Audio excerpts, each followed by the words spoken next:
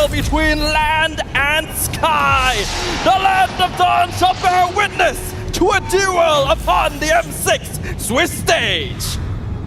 With that being said, jumping into the land of Dawn here. Again, it's a best of one. This is going to be the Falcon soaring high to take down the Giants. We will find out. It's a jam-packed house here, and you could probably hear behind us.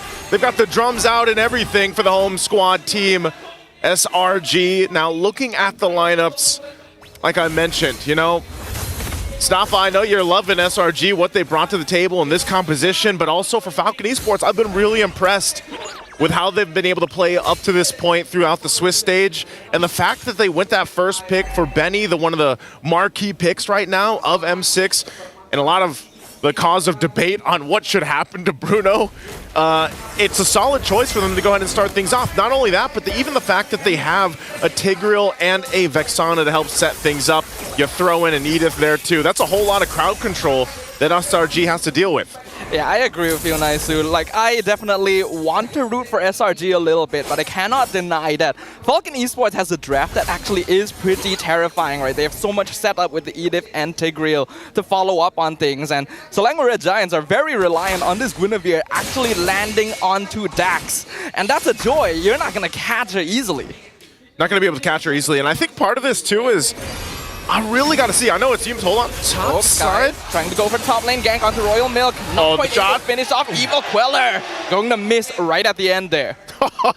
You know, how many times are we to see that too, by the way? Just low health bars and a Suyo across. Royal Milk's got to do it again. Ooh, a nice dash from Royal Milk just to make sure that he's not going to get picked off here. daxx already waiting in the brush, but don't think going to try and challenge this. They have their eyes on the turtle. And this is what I want to see here, Staffa, is how is SRG going to utilize, especially the Guinevere pick? I know we've seen it pop up a couple times now. Some teams obviously finding more success than others. But this looks like it's just going to be an objective in the hands of the home squad SRG, locking that one in. Not enough, I guess, utility available just yet for Falcon, but look at the play. Down bot. Immediately towards halfway in, and Yuke even flickers for it. First blood claimed by Stormie with a full team rotation to the gold lane. Just a huge play already.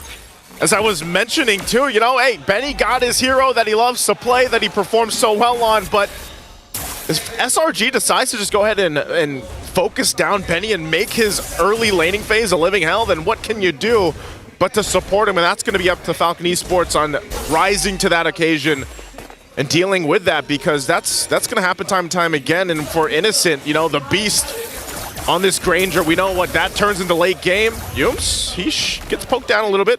Ultimately going to be fine. First items being picked up here too. That's the Hunter Strike now for Innocent. Meanwhile, over for Beni, still locking in that first one. What do you think they need to do to Beni so that he has a good time here? Do they just plant kidx down on the gold lane for him? I think you definitely don't want to keep kidx in the gold lane forever, but a little bit of an increased presence is going to benefit Falcon. Generally, the traditional playstyle will lean towards Beni's side of the map anyway, so I think they can stick to what they're comfortable with. It's just that SRG went so quickly because they knew that kidx didn't have Implosion ready yet to punish them for grouping up that hard. Now that the levels have actually caught up on both sides, we're probably going to see SRG tone it down just a little bit to make sure they're not caught out in a big team fight ult. I mean, we have seen that, you know, even the beginning days of the Swiss stage where SRG, they made a couple mistakes, and a lot of people were wondering, you know, what happened. And even Coach Arcadia himself said in that quote, you know, they basically beat themselves because of the lack of discipline that they face. Oh, hold on, mid. Speaking of, they caught kidx. That's a violent requiem. No implosion because you are already dead. Right into the diversion play. Going for Beni in the bot lane. Glorious. Oh no, Beni. They are diving the tower. There is nowhere to run. Purify will not save you. 3 kills for Selangor Red Giants. It is not a good day for Beni in the gold lane, and man, that's the answer right there. Yume's able to find the mid lane. This turtle, though, I don't think at this point Falcon Esports really wants to contest this. They are getting in position for it. Implosion is available. They're going to have to fight for it. Royal Milk already popping Primer Wrap. A 2-man knockout on kidx. Guys already securing turtle, but truck buying beats comes out. daxx securing the double kill as a counterplay to the Red Giants. Falcon Esports will be able to get something, you know, 2 objectives now in the hands of SRG, but you got to give it up to Falcon Esports. Still able to find ways to keep things from getting too out of control, and that's exactly what they have to do. With Beni already being 0-2 early on, they know that at this point, they've got to give him even more time. We all know what Bruno can do once those items are locked in. It looks like they're going to go for this top turret. They do drop down the Glorious Pathway. They'll stop it from getting taken down. It's 1 HP away. So eventually that turret will go down. And Falcon Esports really maintaining from that deficit in the gold lead for SRG, getting it 2 out of hand. And I feel like they have to do this. They have to do this for the majority of this early game.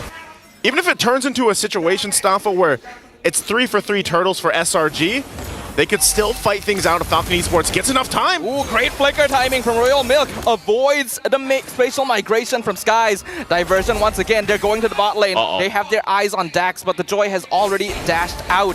So an unsuccessful gank coming in here from SRG. The turret top's finally going to go down. Beni working on it. As I said, it was 1 hit away earlier on. Good plays from Falcon Esports. Even against this diversion, daxx.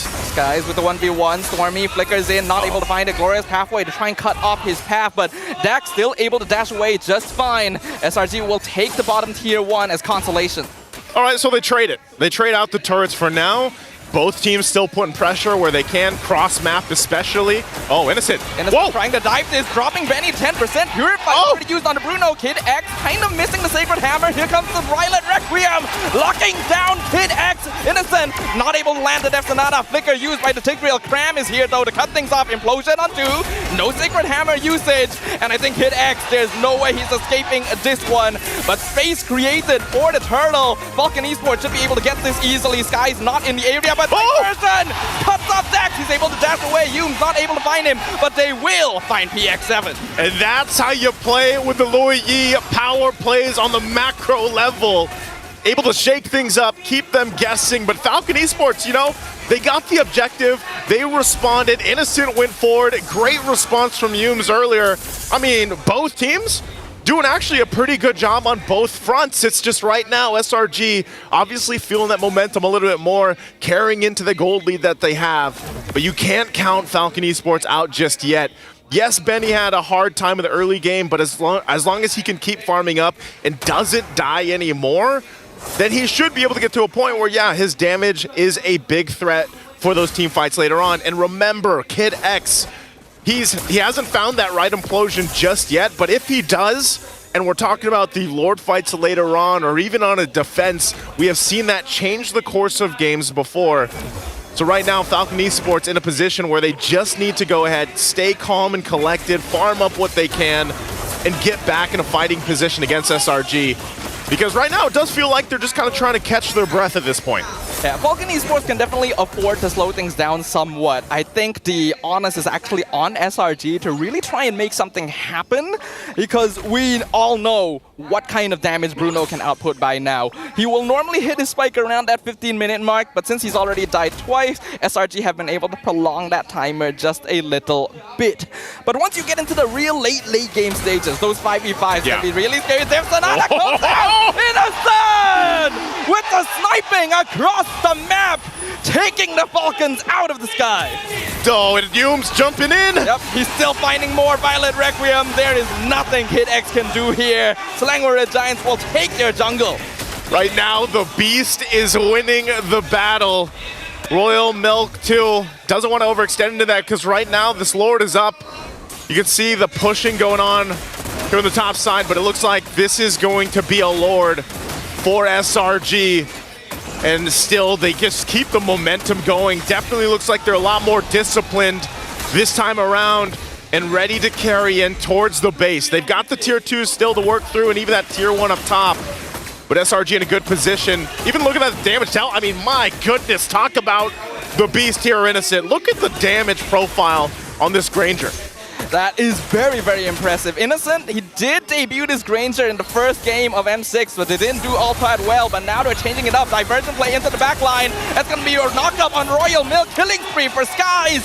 And we can see that Selangor Red Giants are continuously applying pressure on the bottom half of the map. Sekyss even cutting off the back line. A flicker forward by Stormie, Purify used by Beni. Like base, 2-man implosion from kidx, but Sekyss is still running forward. Mega kill for the Suyo, but they will trade Stormie for it, and Beni even picking up the shutdown. They got a couple of kills. Benny's out of the picture again. Lord is still up in the mid lane. There's kidx and PX7. No Eternal Guard available for PX7. They should be able to get this turret. Still putting the pressure there. They drop down the Glorious Pathway. And this is, remind you, what Coach Arcadia said, SRG will stay disciplined. They went a little overzealous there on the bottom side. They didn't get that tier 2 there, but they do get out. Just focusing on the turrets. It was only that first Lord. And so Falcon Esports, you know, they're seeing that gold lead get a little bit bigger across from them, and they're feeling the amount of pressure that's being put. And it's really up to them to go ahead and slow things down, farm up to where they need to be. I think even to a sense, you know, Beni, the fact that he was able to get a kill and that we got that preview of that implosion, but with the difference in terms of the value of items that they have, it's really difficult to capitalize on the implosions right now. Like, if you think about all the crowd control, where are they sending this diversion? Oh no, Beni. Beni should have seen that. I don't think he did, but he's still kind of at a bad angle that SRG can't really connect on, so they will eventually pop out, even the Glorious Pathway, just to make sure Falcon doesn't catch up with them as they back out from the jungle. At this point, Falcon Esports just trying to scrape up what they can. And you know, this has been the struggle, Stafa, of the Tigreal in general. Like throughout these past few days, I think even the sense in the wild card, it's great to have him, and then you're just traditionally a tanky hero, but if you fall behind and then you have this kind of scaling happening for the opposite team, you're just a guy that's throwing your body to the wind and hoping that you get an implosion off. And if you do, then that's great, but sometimes you're even dead before the team can shine and follow through.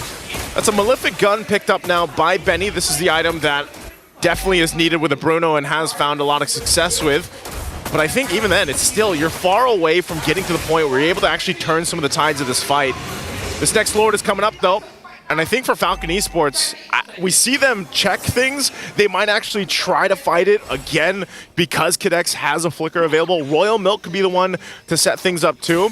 And that's what we haven't seen too much of just yet. This Edith value.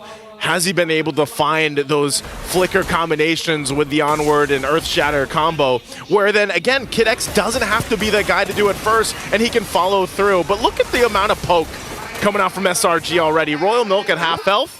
Diversion. Only on Kramm. They're cutting off Royal Milk specifically from the rest of his team, and the Spatial Migration will come in. Implosion on 2, but it's on Kramm and Humes, and it doesn't even matter as kidx is just held it down from behind. Falcon Esports, no way to connect. This is going to be another free Lord for the Red Giants. Another Lord taken by the power of the macro play that comes with a Loyi, man. It's something about this hero that just keeps teams on a guessing game throughout it. Where are they going to come from? What bush are they in?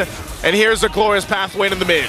I love the way Kramm is using these just to set up space, and Innocent with the Death Sonatas. PX7 almost dead just like that. Daxx can't even run in with the electrifying beats. Selangor Red Giants are looking to tighten the noose, put the final nail in the coffin for Falcon Esports. Lord now pushing in mid lane, gonna crash in, mid inhibitor gone easily for SRG. Royal Milk trying to hold the front line, but he knows that it's dangerous for him to stand too far forward. Even Primal Wrap used just to clear up the Lord, and they will finally at least hold against the SRG minion waves. Gonna be able to hold it. They only lose that mid turret. So Falcon Esports still trying to stay into this. You know, this is looking a little dangerous and a little dire for them though, because of just how much poke from a range is gonna happen from SRG. And then again too, even if Humes has the flicker available, they could push it in. Diversion gonna be used again. And on Kramm right into the back like cutting up everyone into the Spatial Migration. Royal Milk knocked out, mega kill already for Innocent. Implosion actually gonna be able to punish Kramm. Beni picks up a trade, and now daxx shutting down Innocent himself for a mega kill. So getting shut down by Sekyss right in return for Falcon Esports, able to trade even 2 for 2 in their base defense. Hey, they send in Kramm, but hey, it's hard to shoot a joy that's electrifying your beats, basically. You know, you can't really hit him with the Rhapsody with the way that hero alone has that kind of mobility. Good kill, honestly, to get. Keeping Falcon Esports in the game. Yes, they still have a huge deficit to work for, but that's a little bit of hope that they can work with, because looking at the items too, you know, you're getting to a point where your damage profile is getting better, your defense is getting a little bit better for kidx, but even so, Royal Milk and kidx still both are getting melted. And now that you have a Malefic Roar picked up by Sekyss, this is in a situation where you almost have to play in a sense of let's punish SRG if they actually go ahead and use those diversions, because often it's been that. It's diversion, send in Kramm, here's a glorious pathway. We're trying to cut you off, Falcon Esports. And maybe it's in a position now for Falcon Esports where they can actually punish that and get someone down fast enough. Immortality also could play a part here for kidx, because now he doesn't just get melted and blown up. Yeah, we have to note, Falcon Esports traditionally is known to be a team that's actually quite good at high ground defense. And their composition right now is actually pretty effective at that, especially if SRG overcommits resources and gives daxx enough free space to walk in without having to worry about that crowd control. We are now at the 16-minute mark. This is a very, very crucial timing, because whatever happens next determines whether beni just takes over the game. Yeah, that's the scary thing about it, and why Bruno has such a high win rate, contest rate as well. I think this is ultimately still obviously a lord in the hands of SRG. They're not going to get here in time. kidx checks things out. That's lord secured. Kramm will just drop down the glorious pathway. He's going to be fine because they know they just wait for this lord to spawn up before they get ready to march into the base. Now, Falcon Esports, this is where we look to see if they bought themselves enough time. You know, almost 17 minutes into the game. They've got some key items that they just recently picked up. But can they actually withstand another push into the base, especially with only one base turret left? This damage is just insane from Innocent. And honestly, at this point, like I said, for Falcon Esports, they're probably not going to get to Innocent. It's really difficult for them to even get in that range, in that zone. So they have to just wait for SRG to approach, hopefully punish, especially against this diversion, and then turn the tide of the fight. The Lord's going to be worked on. Down in the mid, there's Kramm jumping in. Glorious pathway opens up the path. Primal Wrap used by Royal Milk. Last inhibitor will fall for Falcon Esports. Slimer is going to use with the two-man knockup right into the Stormie combo. Falcon Esports going to lose Royal Milk straight away. Implosion comes out, but kidx just melts instantly. Sekyss loses immortality, going to be taken out by beni. Falcon Esports still actually holding on to the crystal, but it is a 3v4 defense. Next minion wave coming in mid lane. PX7 gonna nuke it, do some damage where they can. daxx looking for an opportunity. Purify spent on PX7. Another damage used with the flicker in. Locks up on daxx, but no Violent Requiem. Kramm creating space, but SRG can't quite get close enough. They cannot find the executions they need, so the crystal still stands for Falcon Esports, and they're trying to make sure that they can keep their hopes of moving on to the next stage alive. Oh, they're gonna defend. They actually end up doing it. Great usage of the Purify earlier in the space and positioning from beni, because if beni was gone, that whole damage profile would have been diminished. Yes, PX7 is able to go ahead and hold things steady, but ultimately it comes down to beni, and if SRG can take him out or not. I mean, both gold laners, hey, the panel previewed this leading into the matchup. It's the Beast versus the Claw, and that's exactly how it's fallen into place. You can see the items with both gold laners. Like, they're pretty much where they need to be. And now for beni, you know, he's in a position where, yes, he can go ahead and sustain through some of the fights. He's even got the Rose Gold Meteor here. He's actually helping him with the Sea Halberd too, with some of the sustainability with that Revitalize across from them. But still, you have to be able to go ahead and defend maybe one more time if they actually just give up the Lord to SRG, because it's actually looking pretty difficult. I mean, look at the stacks here too for an Innocent. Wow. 840 stacks on the Granger there. But there is a notable weakness. Granger is a skill spam based marksman, which means that unless he is able to get close enough, he actually cannot whittle down crystals very quickly compared to something like a Bruno. Yeah. So Falcon Esports, as long as they can keep beni in the back line, so SRG has to break through the entire lineup to actually get a chance at ending the game. They do, and right now it looks like this time around, Staffa, they actually want to go ahead and contest this, at least showing face here. No immortality this time around for kidx. It was expended earlier on, so they might rely on Royal Milk. Conceal going to be used. Conceal play already used. The baiting of flicker from stormie. Kramm now forming the front line. Glorious pathway slowing down Falcon Esports. Royal Milk has to flicker away. daxx looking for Innocent without provide bait. He finds him. He gets the execute, and now the implosion comes in. Double kill for daxx, and Falcon Falcon Esports have found 3 members of SRG. The next Lord belongs to them. And the Falcons will find flight as they get a setup they're looking for and finally get a Lord. This could be a turnaround point for Falcon Esports. A big mistake from SRG. And that's exactly what Falcon Esports has been looking for the past 20 minutes, man.